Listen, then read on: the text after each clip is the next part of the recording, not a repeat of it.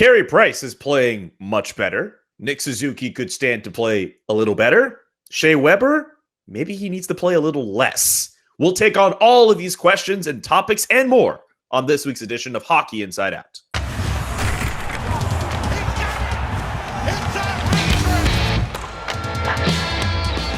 What's up, people? My name is Julian McKenzie. Joining me today are the usual suspects: Montreal Gazette columnist Stu Cowan, Jessica Rusnak of CBC Daybreak Montreal, who is wearing green because St. Patrick's Day, and former Montreal Canadiens defenseman and NHL assistant coach Rick Green. Let's get right into it. We start off with an interesting take from this past weekend. During Saturday's 3-1 loss to the Calgary Flames in Calgary, TSN 690 radio analyst and former Canadian Sergio Momesso said it looked like the Montreal Canadiens were afraid to get hit. I think that's pretty interesting. I put that to you, panelists. Do you agree with this assessment? Well, for me, it sure looked like it, and I think really it caught them off guard. Calgary was never a type of team until the coaching changed to come out and play that type of physical game, and I think a lot of the Canadian players were going, "Oh, wow, what kind of game have we got to play against these new Calgary Flames?" So a lot of the guys were doing a lot of watching, I thought, and they got punished pretty hard by a group that were very, very hungry to impress the coach, and obviously the style of play that they're bringing to their game now is working for them. So they, in the short term, obviously buying into the plan that Sutter has brought in, but the Canadiens definitely didn't respond in a great way, and obviously they were second to the puck on a lot of situations. Yeah, that's a Daryl Sutter effect, right? I mean, that's how we won the Cup with LA. They play hard, heavy hockey, and Sergio would know. I mean, Sergio wasn't a fun guy to play against in his day, a big physical presence. So yeah, and especially with Nick Suzuki, I mean, obviously the game plan seems to be now for other teams to hit Suzuki as much as possible, and they do seem to have taken him off his game, but that's going to be that coaching change in Calgary is going to have as much of an impact on the Canadiens as the Canadiens' own coaching change, because the Flames look like a different team under Daryl Sutter, and they're closing in on the Canadiens to that fourth and final playoff spot. It's going to be a battle the rest of the way. They have more games coming up against Calgary, and like I said, I think the word is out around the North Division that the way to beat the Canadiens is to be really physical against them, and especially against their young centers. Yeah, I agree that I think that Calgary really caught the Canadiens by surprise with this coaching change. But at the same time, people know who Daryl Sutter is, so they should have kind of expected that he's going to want his team to start playing this style.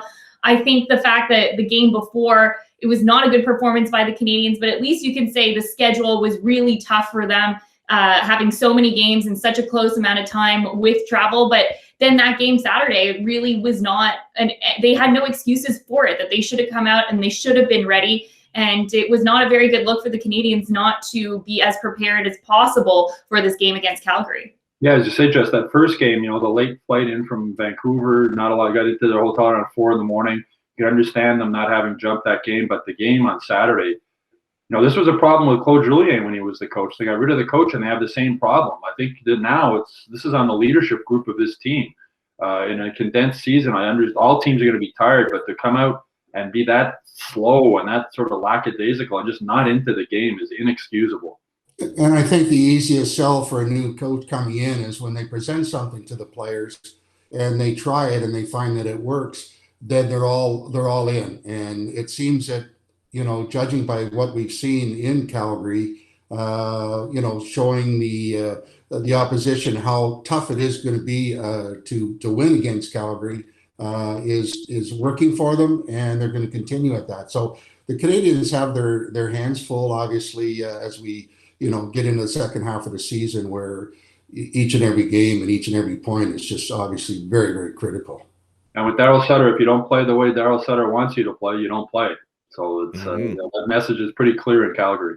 And I guess from what I understand, his first practice was not what you call a very easy skate around and do some shots.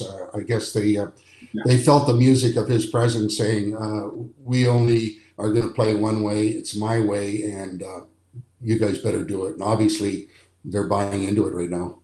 Oh, yeah. Bag skates are not fun. Rick, I just want to ask you really quickly, while we stick on the topic of the Calgary Flames, in both of those losses to the Calgary Flames, the Montreal Canadiens just couldn't get to the middle of the ice. When you're in a situation coaching against a team like that who's just going to take away the middle of the ice for you, how do you go against that? Because it seemed as if Dominic Ducharme was not able to adjust against that. Well, you have to give full marks to Calgary because they really did give the Canadiens no room whatsoever to generate any of their speed. Their defense were way up into the neutral zone to the point where by the time that they came or received the puck, the Canadian players, they had, whether it be their third forward in their face or the defense were standing up in their face to not allow them to get going. And this really caused obviously a big problem for Canadians, who Calgary knows has pretty good speed, and they took it completely away from them by just closing that space off in the neutral zone and making it really tough on them to make any type of play. So you know it's a situation where you have to try and make adjustments. I'm sure Ducharme had come up with some idea, but Calgary really pushed their A game at them, and it was tough to get through there. Yeah, no matter what game plan Ducharme puts in, the players have to want to go or be willing to go to the dirty areas of the ice. And if they're not, then that's a big problem. And Calgary's going to make it difficult for anybody coming into those danger areas in the offensive zone. And the Canadiens have to have more players willing to go there. And you have to look at the Canadiens personnel. Some of the Canadian personnel don't really like to play that type of game. And opposition are taking a pretty good read on, okay, how can we be effective against some of their real good, skilled guys? And some things will never change in the game. You make things really tough on those skilled guys by hacking and whacking, even though you can't do that anymore, but you just physically try and play them hard and make their lives a little bit uncomfortable and uneasy. And I think that's going to be a big challenge for the Canadiens to realize that and adjust and find a way to play more involved. Hacking and whacking, you never did that, right, Rick? Only to survive for 15 years. I want to move on to the next question, and it actually touches off on the earlier part of Stu's answer to question number 1. Let's talk about Nick Suzuki. This is a player who at one point had a stretch of like 4 games where he didn't get a point. He got a point on Monday against the Vancouver Canucks, and maybe he's trying to turn a corner, but we'll have to see. And you brought it up, Stu. It seems as if he's getting battered around out there. A lot of opposing teams have been able to kind of take liberties with Nick Suzuki. Do you think that's an explanation for his struggles? I think so. I mean, the first 10 games, he had points in 9 of the first 10 games. The Canes were flying. They were speed. Everybody was talking about how fast they were, how quick they were, their transition game. And other teams have figured out how to shut that down. One of the ways to shut that down is to hack and whack Nick Suzuki.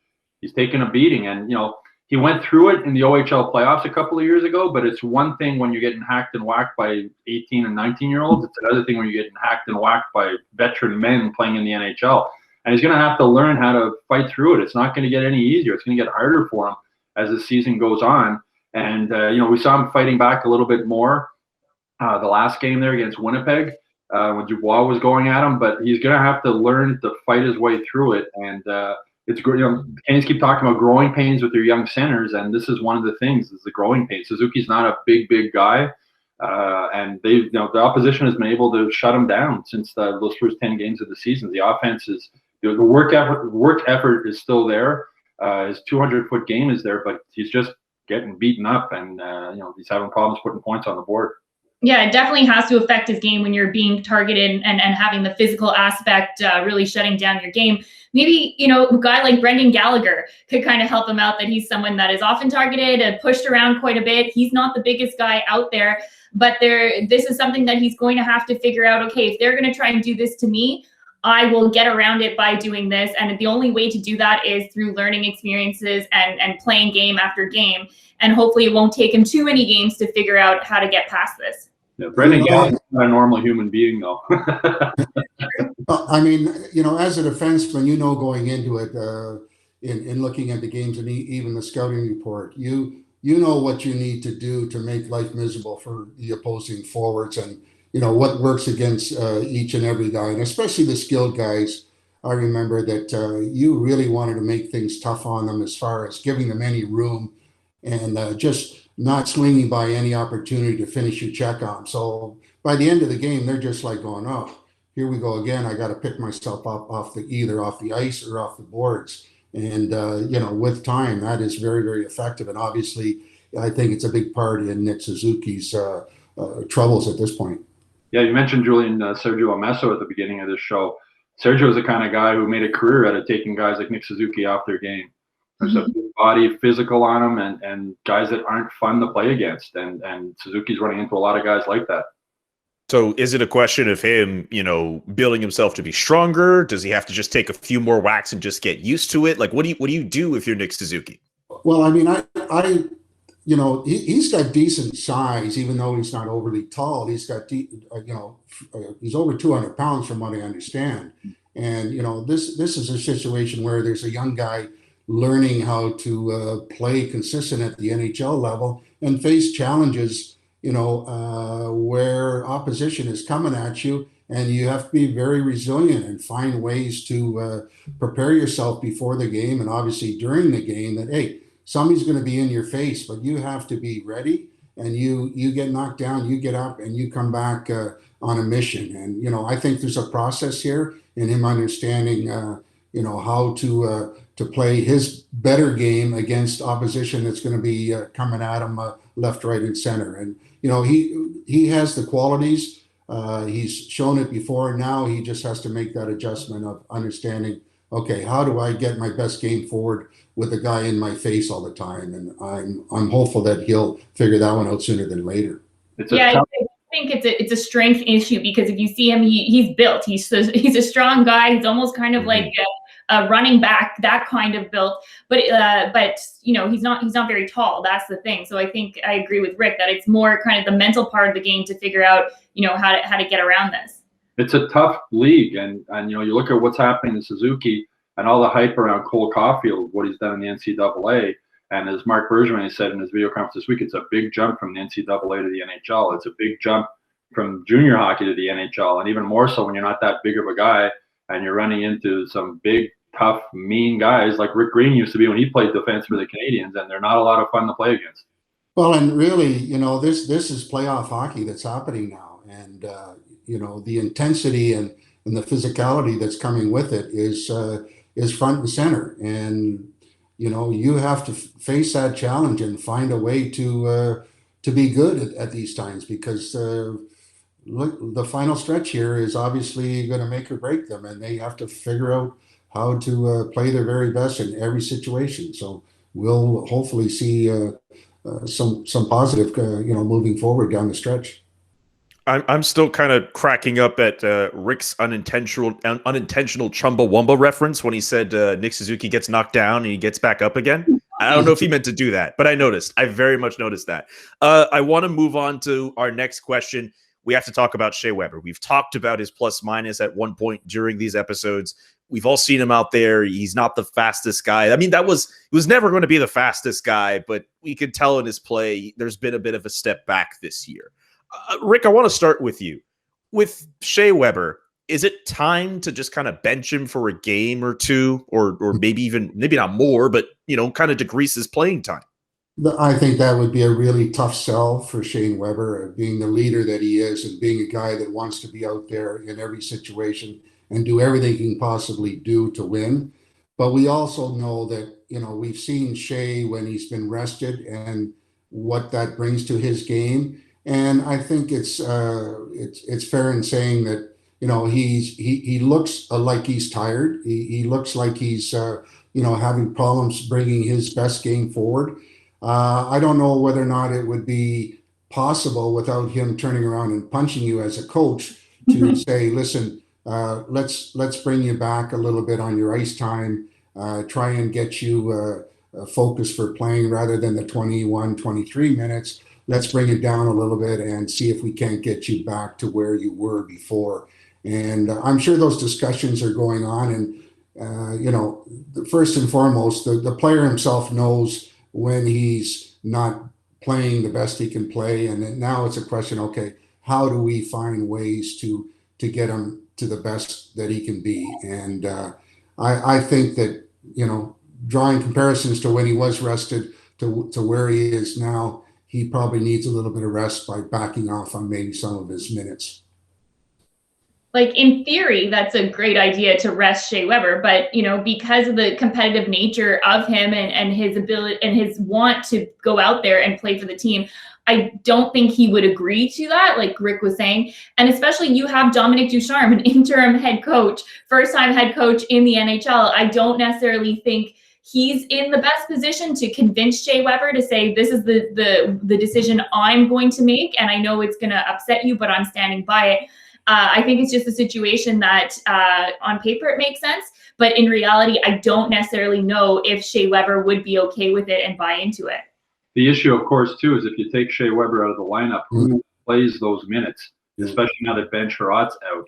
The NBA is so far ahead of the NHL when it comes to this with their load management, the way they take their superstar players and give them a game off here and there. The Raptors did that with Kawhi on the way to winning the NBA championship. Resting him for when they really needed him. I think it would be a good idea for the Canadiens to do that with Shea Weber, even if it was just for a game. But they're in a situation where it's tough. As I said, who's going to play those minutes? I remember back in the glory days of the Canadiens, Rick, you might remember this also. The Canadiens would send like Larry Robinson to Florida for a few days season to rest. But the thing is, they already had a playoff spot clinched. It wasn't so. It'd be like, Larry, go to Florida for 3 days and come back. You're going to miss a couple of games and you'll be refreshed. You can do that? Yes, they did. They're not in a position. Yeah. They're not in a position now to be able to do that while they're fighting for a playoff spot. This is a grind. We're talking about Nick Suzuki. Nick Suzuki's a young kid, and this grind is getting to him. Shea Weber is not a young kid, and this game after game, and he's playing against the top lines every night. Tough, physical, hard minutes. That's why I think we saw them put Edmondson as his partner the last game to give him another sort of body to play that physical type style. But yeah, it's load management. I think is something the NHL needs to start looking into more moving forward, especially with older style players like Shea Weber. And yes, Julian, it is true. Larry Robinson and a couple other guys, I think too, Rick, maybe were sent to Florida to take a break near the end of the season. I wasn't so fortunate. I was told to go back to Nuns Island. The other guys went to Florida, but I have to tell you that Robinson did not want to go or miss a game because he knew how critical it was at that particular time, other than there was already a solid, playoff position. But, we're looking with Shea's situation with the second half of the season happening. Man, oh man, you've got to draw on all your top guns to find ways to get points here. And it's going to be an interesting situation how they're going to work this. And like Stu said, if he was to come out, it might end up with a battle, but who's going to come in and patch up that spot for a short term, when points are so critical. So we'll have to see what transpires here.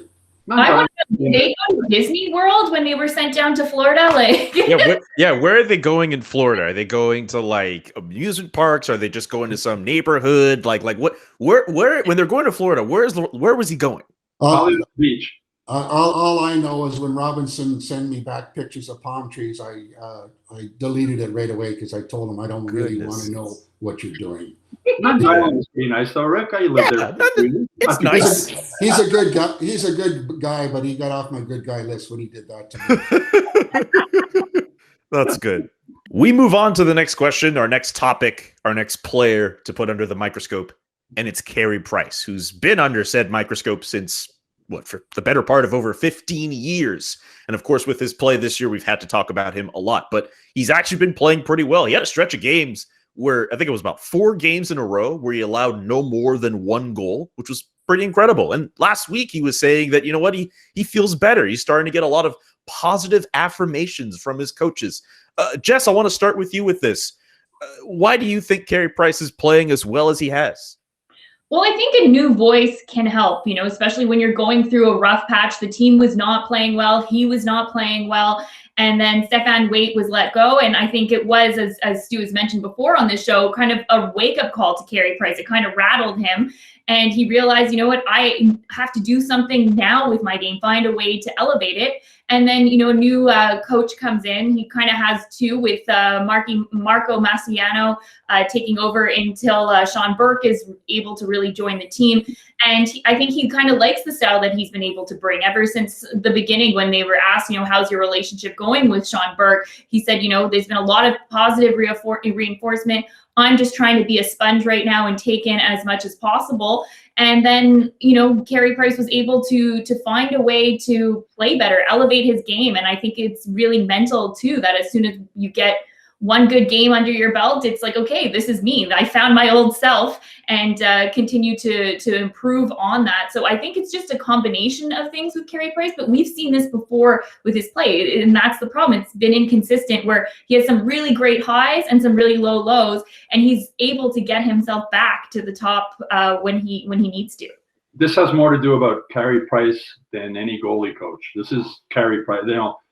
I don't believe a goalie coach makes all of a sudden change. I think what Marc Bergevin did, as I mentioned last week and Jess mentioned, he got Carey Price's attention when he fired Stéphane Waite, and I think he intentionally did it in the middle of a game to have the ultimate impact on Price, really shake him up and get him like, man, you got to get your game together. You just fired, your coach you've had for the last. This is on you now. You got no more excuses. And Price has responded to that. I think the other thing is Price doesn't like to share his net. And, he was playing every second game earlier in the season with Jake Allen, and I don't think he liked it. And I think he struggled because of it. Now he's played, I think it's 5 of the last 6 games, and now he's back on track. So it's going to be interesting to see how they use him moving forward. I don't think they can afford to rotate him anymore. I think, Stéphane Waite said after he was fired, the plan was starting in March to play Carey 2 out of every 3 games. That was the plan right from the beginning of the season. I just think Carey Price, the more he plays, the better he plays. And I think we're going to see less of Jake Allen moving forward the rest of the season because of that. But this is all on Carey Price. As you mentioned, Julian's like 15 years in the league. I think Marc Bergevin got his attention. Marc Bergevin realized that he was going to lose his job if Carey Price didn't start playing better. Stéphane Waite unfortunately had to pay the price for it. But the firing seems to have worked in that it's got Carey Price's mind focused and he's playing much better in goal. And in all honesty, I think he's getting some favorable balances too. I mean, let's face it, there's a lot of times a goalie that's in there with the way the game is played with big bodies in front. He doesn't see where the puck is going. He can't follow it. He can't track it all the time. He just has to go with the percentages and the odds of where the puck's going to get through. And right now, he's been fortunate from the standpoint, the pucks that do get through, he anticipates where it's going. Some of the pucks are hitting him, and he probably didn't expect them to hit him. And, that breeds some confidence in his game. And before, when he was having trouble stopping the puck, the things were going through, holes in his legs and different areas of the net that I think were just, playing on his mind and affected him. And now I see him, breeding a little more confidence and in what he's doing, and the puck's hitting him at the good time.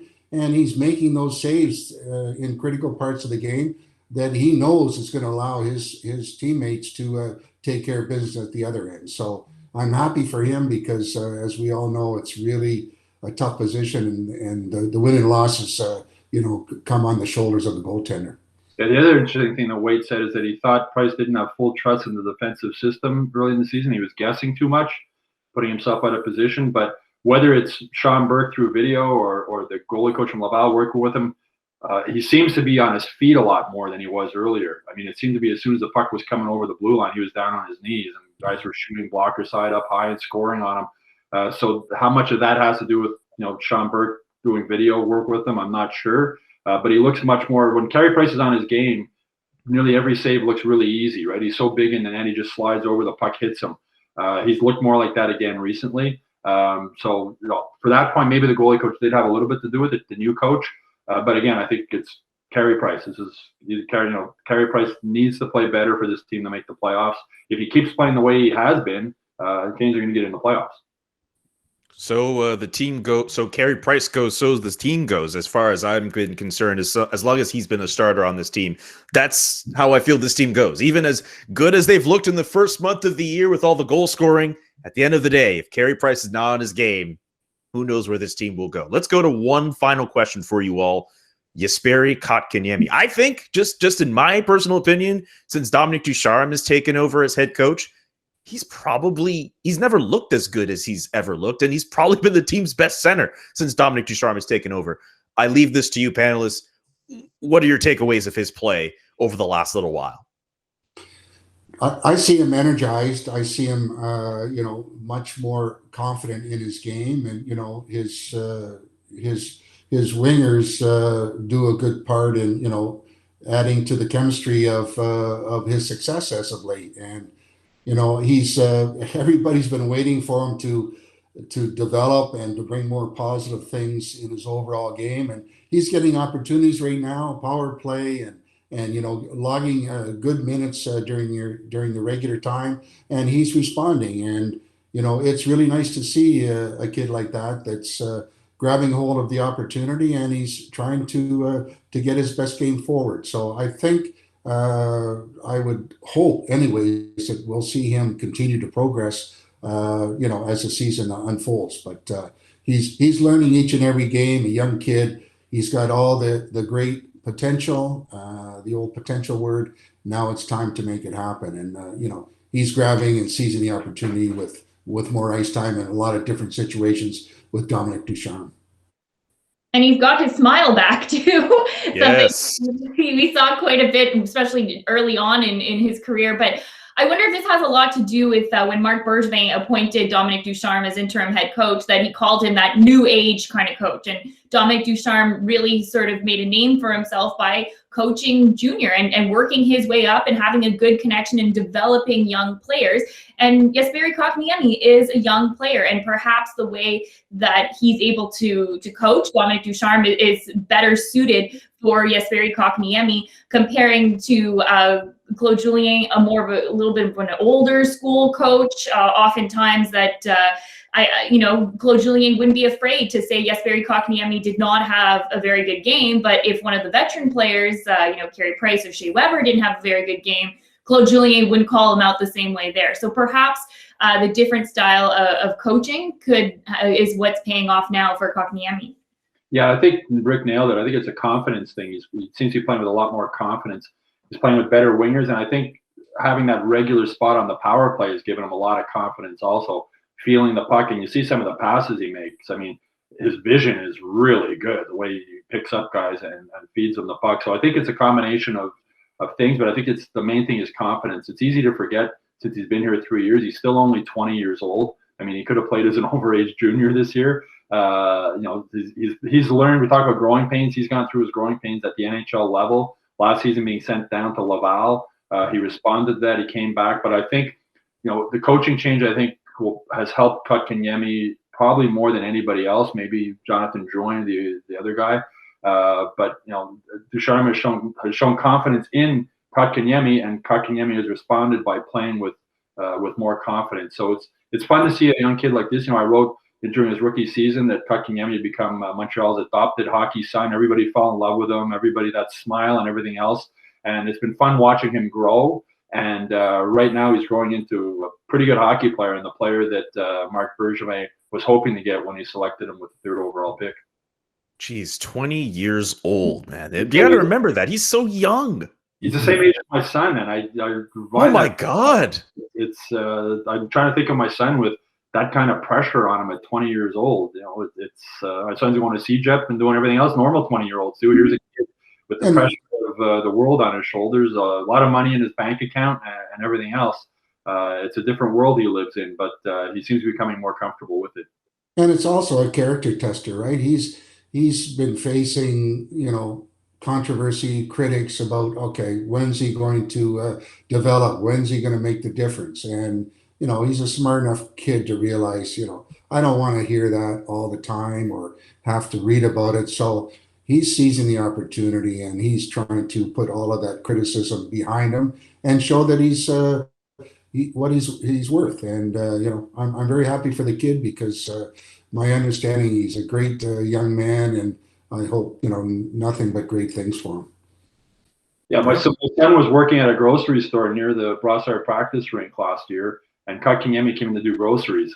And nobody in the store recognized him. He had his toque pulled down. My son did, and they chatted for a little bit. My son said afterwards it was sort of weird. It was like just two 20-year-old kids sort of talking to each other, but one one plays for the Canadiens and one goes to CJEP and working part-time at a grocery store. Two different worlds.